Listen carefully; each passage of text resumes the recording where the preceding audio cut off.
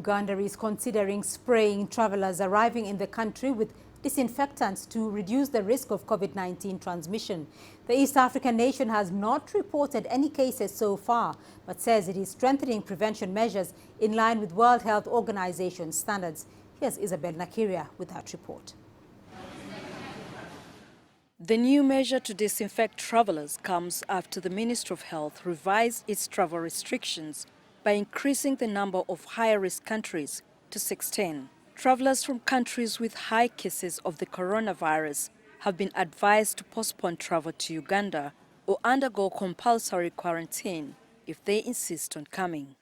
The Ministry of Health, working with the Civil Aviation Authority, is considering spraying all travelers who arrive into the country as they disembark from the aircraft with the disinfectant spray. The government says it will not put a travel ban on travelers from high-risk countries. The country is screening all passengers entering through Entebbe International Airport and other border points. The WHO says it's normal procedure.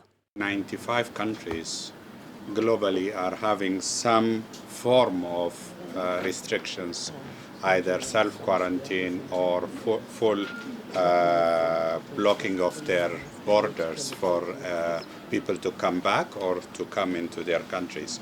So Uganda is not unique. Over 1,000 travelers have so far undergone self-isolation.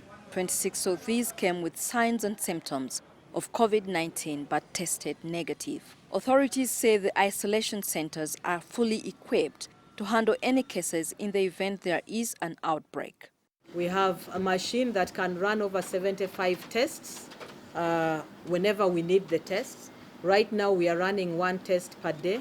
The World Health Organization has ensured that we have adequate amount of test kits using the Berlin Protocol. The government says it's maintaining heightened screening at its border with DR Congo despite the new COVID-19 case there being thousands of miles away in Kinshasa.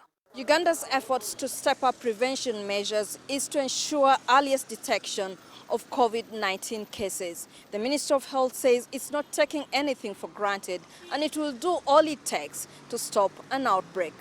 Isabel Nakirya, CGTN, Kampala, Uganda.